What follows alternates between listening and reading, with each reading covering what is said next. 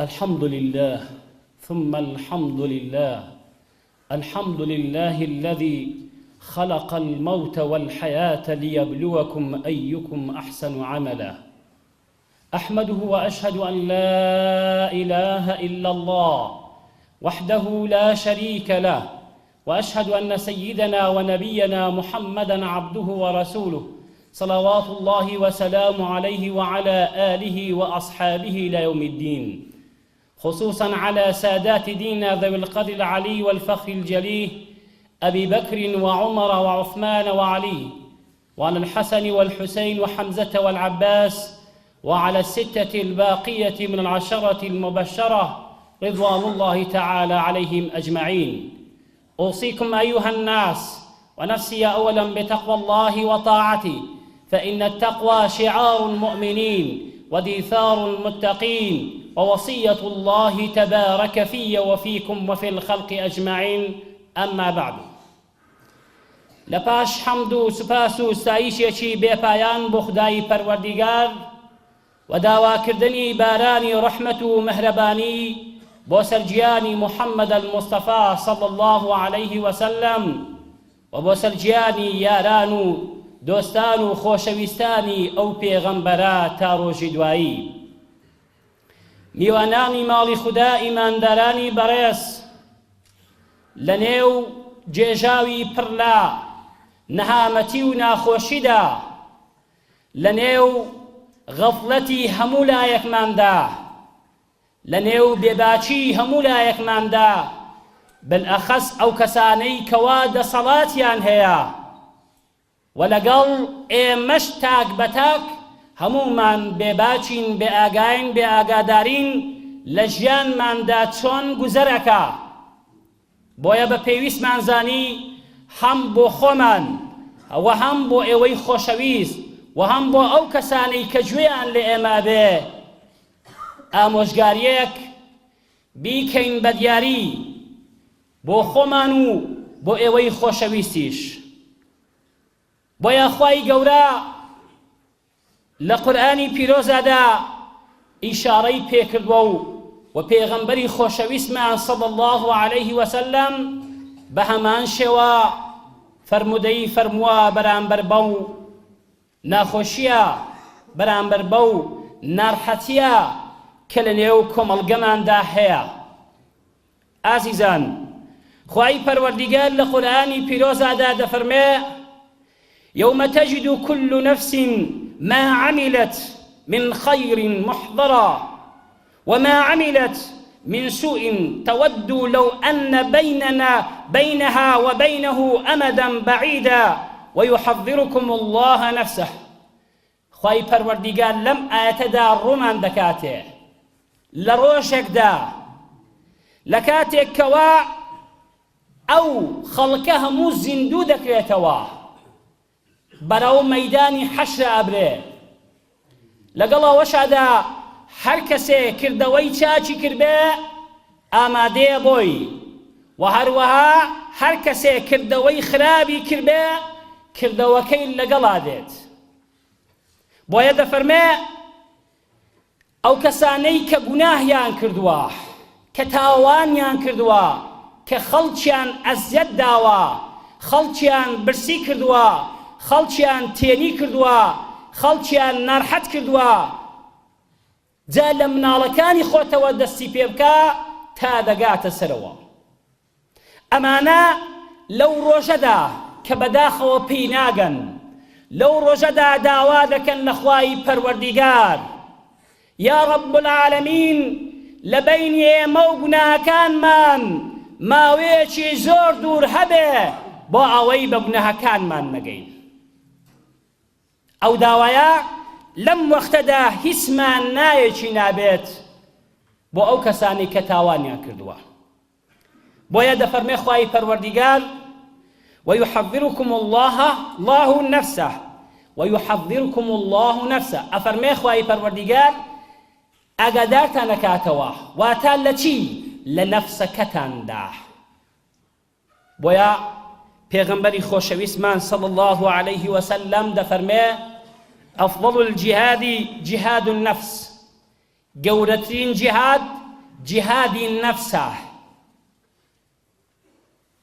ئایا چێ لە ئێمە ڕۆژێ هاتووە و دابنیشێ محاسەبەی نەفسی خۆی بکە؟ چی کردووە؟ چۆن ڕەفتاری کردووە؟ چۆن ژیاوە؟ چێ ئەزەت داوە؟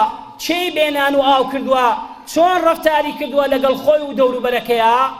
کەسمان تێدا نییە.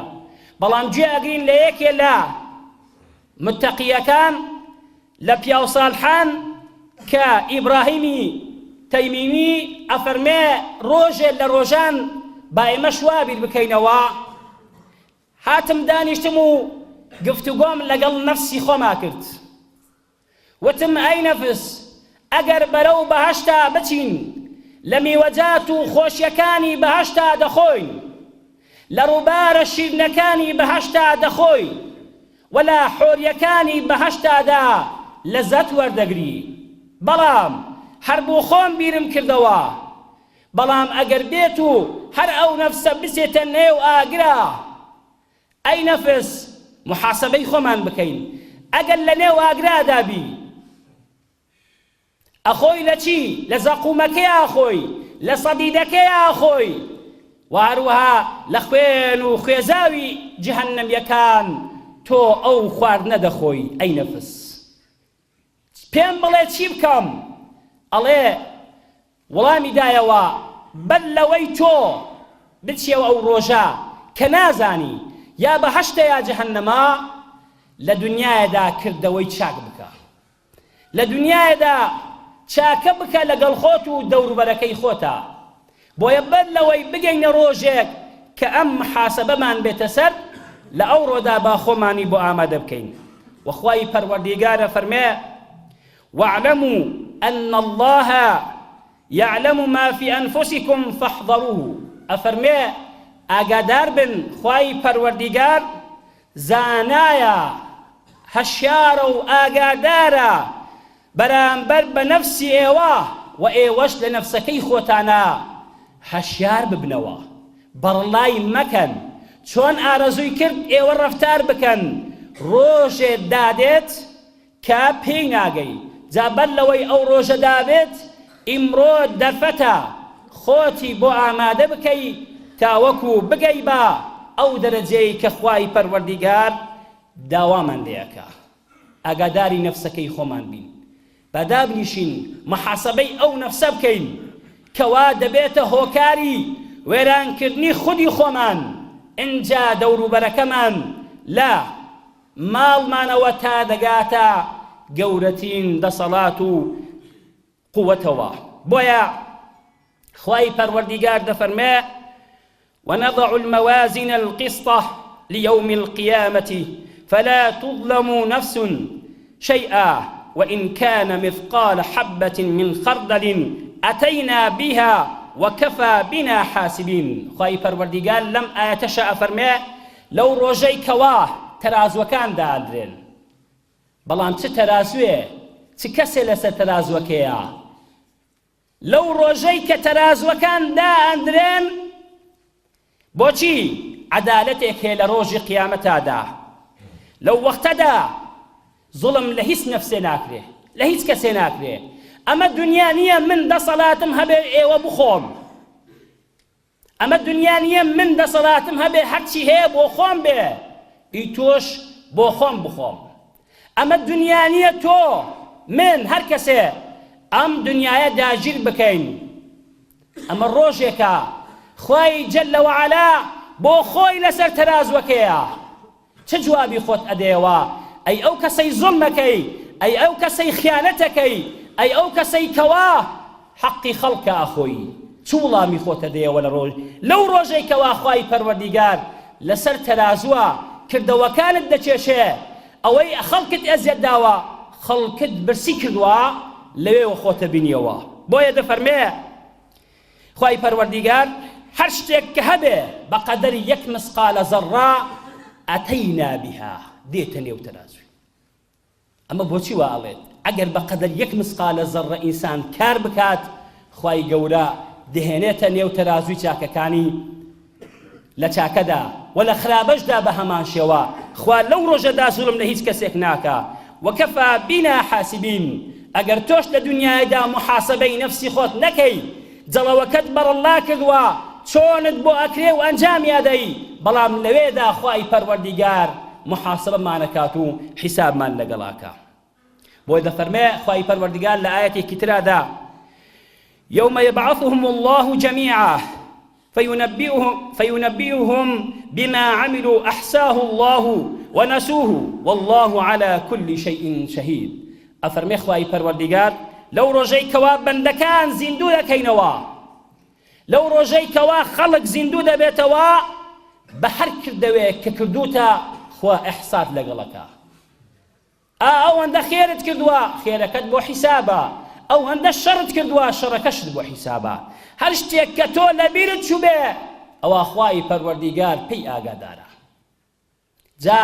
ئەگەر لە بیری خۆشت بەریەوە دینارێکت لە کەسێک زەوت کردووە بستەعاردێکت لە کەسێک داگیر کردووە شەقەیەکت بەناحەق لە کەسێک داوە بەر لەوەی ئەو ڕۆژەدا بێ ئەوڕۆ بڕۆ گردن ئازایی بکە و محاسەبەی خۆت بکە لە ئەمڕۆدا تا نەگەیە ڕۆژێکی ترادا بۆیە پێغەمبەری خۆشەویستمان صلى الله عليه وسلم فەرمێ المجاهد من جاهد نفسه في الله عز وجل مجاهد چێە ئەو کەسەیەکەوە جیهاد لەگەڵ نفسی خۆیان بکە لە پێناوی خوای پەروەردیگارەدا بۆیە ئەگەر خۆت دینیە ڕێزی جیهادی چێ سەحابەکان کاتێکە لە غەزا داهاتنەوە دەیانگۆ جیهادی گسکەمان تەواو کرد بەڵام جیهادی گەورەمان لە پێشە کە جیهاد النەفسە ئای ئێمە چۆنین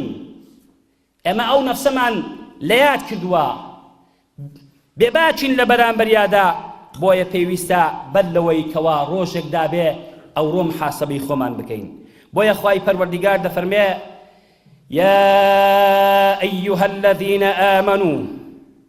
يا أيها الذين آمنوا اتقوا الله ولتنظر نفس ما قدمت لغد واتقوا الله إن الله خبير بما تعملون خواهی پروردگار رو اکات ایمانداران ای او کسانی باوردارن ایماندارن ایمانتان بخوا و بهموشتکانی ترهناوه چی بکن باشا تقوای خواهی پروردگار بکن لخدا بترسن بۆ ئەوەی کەوا بێعانی دادێ سبەی دادێت ئێوە ئاگادار بن ما قدمت لغد چی ئەکەی لە بۆ بێعانی چۆن خۆت ئامادە ئەکەی ئایا هەر ئەوەیە تۆ لێرەوە بە کەیفی خۆت چۆن نەفست ئارەزوو بێ خۆت و دەوروبەرەکەت بتاوێنیەوە نەخێر ڕۆژێک دادێ خوای پەروەردیگارە فەرمێ واتقوا الله إن الله خبير بما تعملون لخواي پروردگار بترسين چونچی خواي تبارك وتعالى زانايا و آگادارا برانبر بوي كئيمة ديكين اگر لپناو پشويكي شادا توكارك بكي بلام خداي پروردگار لهر هموي آگادارا اگر تو لبرچاوي خلقي شا گناه تاوان نكي للاين خواي پروردگارا تۆمارە کرێ ئەگەر تۆ لە بەرچاوی هەموو دنیاشەوە کارێک بکەی کە هیچ تەجەسوسێک نزانێت ئەوە خوای پەروەردیگار پێی ئاگادارە لەکوێی دانەی ئەو هەموو سەروەت و سامانە کەوا لە ڕێگای ناشەرعی پەیداکەی ئەو تەمەنەی کەوا بە ماڵی حەرام ئەو هەیکەلە جوانەی کەوا پەیدا دەکەی ئەو ساغ و سەلیمەی کە هەتە بە هەمان شێوە بە حەرام پەروەردەی مەکە بەڵکو لوقمێکی حەڵاڵ لە هەزارها لوقمی حەرام چاکترە بۆیە ئیمامی عومەر ڕەزا و ڕەحمەتی خوای لەسەر بێ ئەفەرمێ حاسبوا أنفسكم قبل أن تحاسبوا ئەفەرمێ محاسبەی نەفسی خۆت بکە بەر لەوەی ڕۆژێک دابێ حیسابت لەگەڵ بکرێ چونکی ئەو حیسابەی ئەوڕۆ ئەگەر قەرداری کەسێکی ئەگەر ماڵی کەسێکت بەناحەق خواردووە ئەگەر ماڵی خەڵکت داگیر کردووە ئاسانە ئەوڕۆ بیدێەوە بەڵام نەو ڕۆژەدا کە محاسەبەت دەکرێ نە دینار نە دەرهەم نە دەسەڵات هیچ شتێکت بۆ نامێنێتەوە جا بەر لەوەی بگەی بەو ڕۆژە ئەوڕۆ ڕۆژی تۆیەکەوە بتوانی خۆت ساف بکەیەوە لە پێناوی خوای پەروەردیگارە بۆیە دەفەرمێ یەکێ لە پیاوچاکان دەفەرمێ ئەبوو عوثمان قال لي أبو حفص الله بي قتم أي أبو حفص إذا جلست للناس فكن واعظا لنفسك وقلبك فرمي كاتي كدانش لليو خلق هذا ميش كاتي كدانش واعظو آموشگاري خلق بكين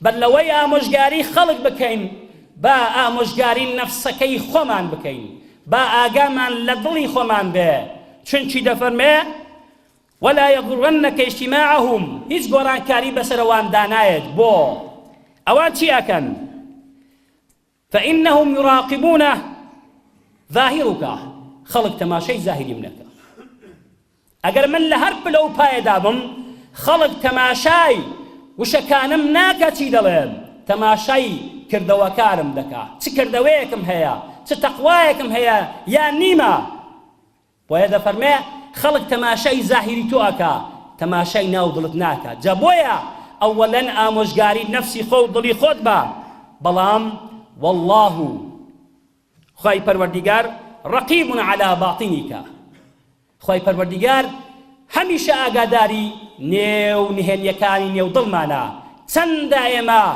وادا ئەنێن کە خوای پەروەردیگار ئاگای لە هەموو هوردەکاریەکانی ئێمەیە ئەوە گرنگە من لەسەر مینبەرادا محاسەبا کرێم لە ڕۆژی دواییدا ئایا هەموو شتێکم وتووە تۆ لەگەڵ ئەو دەست و چاوەی خوای پەروەردیگارە پێی داوی ئایا ئەو چاوەت چەند لە چاکە بەکارهێناوە ئەو دەستە چەند بە چاکە بەکارهێناوە بە پێیەکان چەند بۆ چاکە ڕۆیشتی زبانەکەت چەند بۆ چاکە کردووە هەموو شتێک حیسابی لەسەرە خۆشەویستان بەڵام بەر لەوەی ڕۆژێدا بێت کە ئێمە بگەین بەو ڕۆژە کە دەسەڵاتمان نابێت با لێرەوە محاسەبەی نەفسی خۆمان بکەین بۆیە عەبدوڵای کوڕی دینار لەگەڵ عەبدوڵای کوڕی ئیمامی عومەر ڕەزا و ڕەحمەتی خوایان لەسەر بێ بە یەکەوە دێن بۆ مەککە ماندوو دەبن لە ڕێگادا دەگەن بە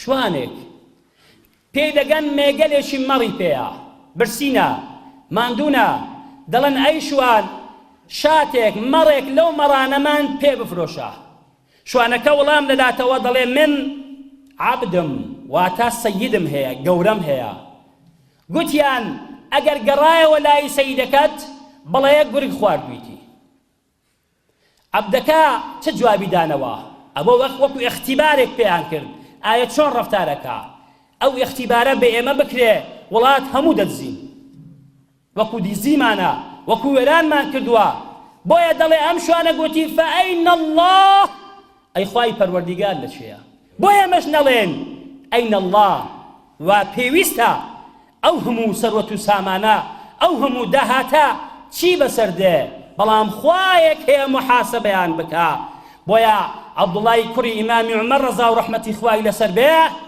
چوە لای سەیدەکەی ئەم عەبدەی کڕی و ئازادی کرد و وشەیەکی پێگوت وتی من لە پێناوی ئەو وشەم تۆ ئازاد کردی ئەوە لە دنیایدا ڕزگارت بوو بەڵام دوعاکەم لە خوای پەروەردیگار لە ڕۆژی دواییشدا بەم کەلیمەیەدا بەم وشەیەدا لا چی لە جەهەنەمیشا لە ناڕەحەتی و نەهامەتیەکانی بە جەهەنەمیشا ڕزگارت بێ بۆیە وشەیەکی جوانە فەئەین الله هەمومان ئەگەوە بڵێن ئێمە هەمومان سەلامەتەوین نەفسیشمان سەلامەتە بێ وشاعریش دەڵێ أنت في غفلة وقلبك ساهٍ وذهب العمر والذنوب كما هي أفرمي شاعر تو لغفلت داي ئاگات لە هیچ شتێک دانیا وەقەلبەکەت گوناه و تاوان هەچیەکە بەڵام عمرەکەت دەڕوا گوناهەکانیش یەک لە دوای یەک دێ هەمومان واین لە خوای پەروەردیگار داواکارین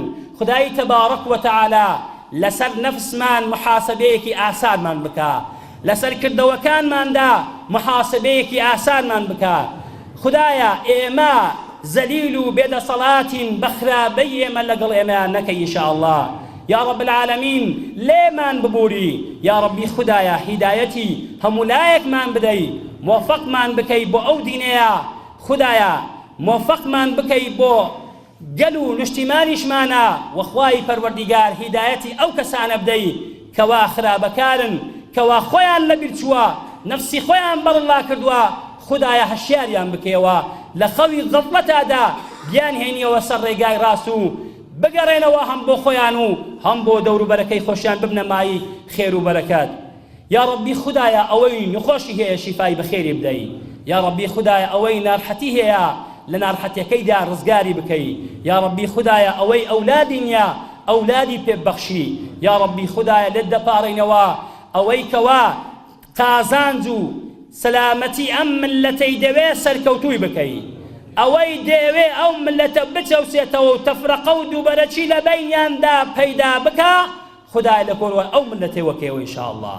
یا ربی خودایە ئەوەی لەگەڵ یەکساری و تەبایی و برایەتیدایە سەرکەوت و سەرفرازی بکەی، خودایە وڵاتمان مەحفوظ بکەی، یا رب العالمین لە دەستی ڕێگران دزان ناحەزان دژمنانی ئەو ملەتیادا سەرکەوتومان بکەی ئینشاءالله، بالئەخەز برا پێشمەرگەکانمان لە سەنگەرادا ڕاوەستا و مەحفوظیان بکەی، سەرکەوتویان بکەی، بریندارەکان شیفای بەخێریان بۆ بنێری ئینشاءالله، شەهیدەکانیش بە بەحەش شاد بکەی ئینشاءالله. و یا ربی خودایە لێت دەپاڕینەوە حاکمێکی ڕاستەقینەی دینی ئیسلام بۆ ئێمە و بۆ تەواوی جیهانا بنێری. آمين يا رب العالمين. نبني وإياكم من نعمة الغافرين، واحشرني وإياكم تحت لواء سيد المرسلين. أستغفر الله العظيم لي ولكم ولسائر المسلمين. آمين.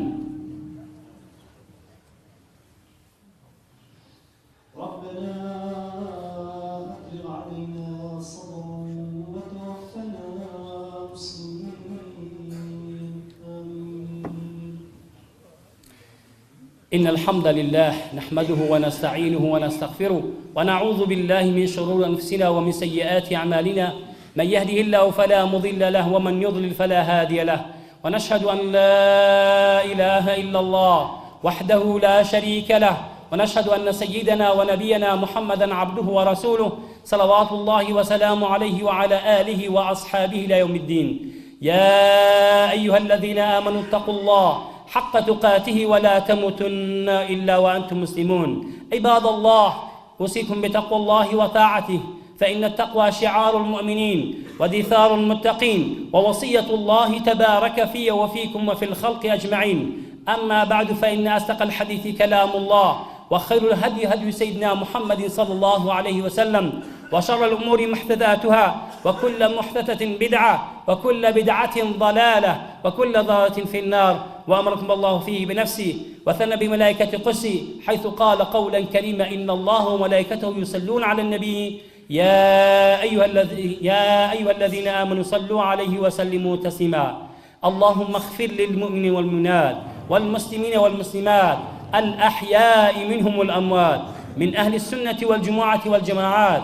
اللهم انصر من نصر الدين واخذل من خذل الدين. اللهم أيد الإسلام والمسلمين وهلك الكفرة والمشركين أعداءك وأعداء الدين. اللهم اصلح ذات بيننا وألف بين قلوبنا واجمع شملنا وتقبل عملنا وانصر جيوشنا وسائر جيوش المسلمين، وبارك لنا في يومنا هذا وسائر إلى يوم الدين. إن الله يأمر بالعدل والإحسان وإيتاء ذي القربى وينهى عن الفحشاء والمنكر والبغي، يعظكم لعلكم تذكرون. والله أكبر. أقم الصلاة. گوزەرەکە بۆیە بە پێویستمان زانی هەم بۆ خۆمان و هەم بۆ ئێوەی خۆشەویست و هەم بۆ ئەو کەسانی کە گوێیان لە ئێمە بێ ئامۆژگاریەک بیکەین بە دیاری بۆ خۆمان و بۆ ئێوەی خۆشەویستیش. بۆیە خوای گەورە لە قورئانی پیرۆزەدا ئیشارەی پێکردووە و پێغەمبەری خۆشەویستمان صلی الله عليه وسلم بە هەمان شێوە فەرمودەی فەرمووە بەرامبەر بەو ناخۆشیە، بەرامبەر بەو ناڕەحەتیە کەدا ڕوومان دەکاتێ لە ڕۆژێکدا، لە کاتێکەوە ئەو خەڵکە هەموو زیندوو دەکرێتەوە، بەرەو مەیدانی حەشر ئەبرێ. خەڵکیان ناڕەحەت کردووە جا لە مناڵەکانی خۆتەوە دەستی پێ بکە تا دەگاتە سەرەوە. ئەمانە لەو ڕۆژەدا بە گوناهەکانمان نەگەین. ئەو داوایە لەم وەختەدا هیچمان ناوێکی نابێت بۆ ئەو کەسانی کە تاوانیان کردووە کاندا. بۆیە پێغەمبەری خۆشەویستمان صلی الله عليه وسلم دەفەرمێ أفضل الجهاد جهاد النفس. تۆ دابنیشە محاسبەی نەفسی خۆی بکە. چی کردووە؟ چۆن ڕەفتاری کردووە؟ چۆن ژیاوە؟ چێ ئەزت داوە؟ چێ بێنانواو کردووە؟ چۆن ڕەفتاری کردووە لەگەڵ خۆی و دەوروبەرەکەیە؟ کەسمان تێدا نییە.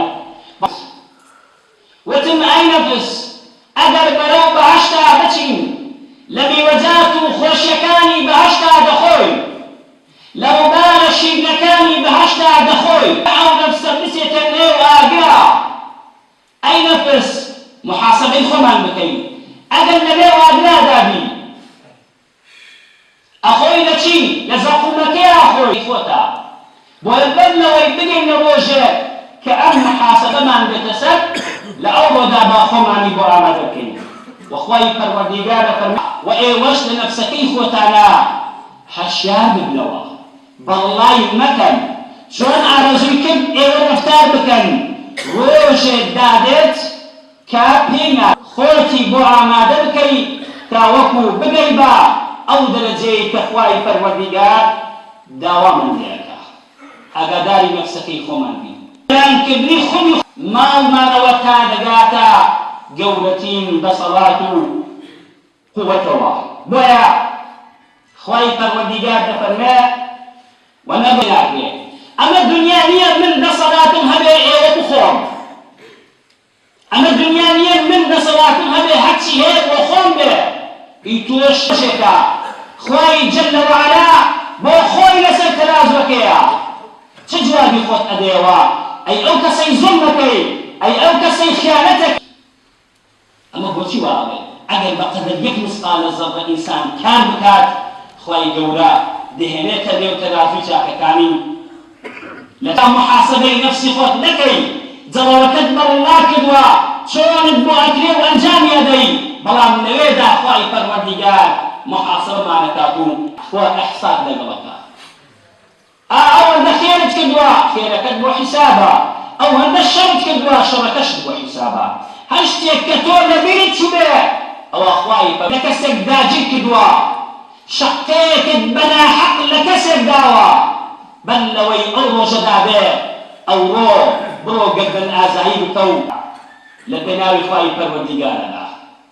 بۆیە ئەگەر خۆت دینیە ڕێزی جیهادی کێ؟ سەحابەکان کاتێکە لە غەزادا هاتنەوە دەیانگۆ.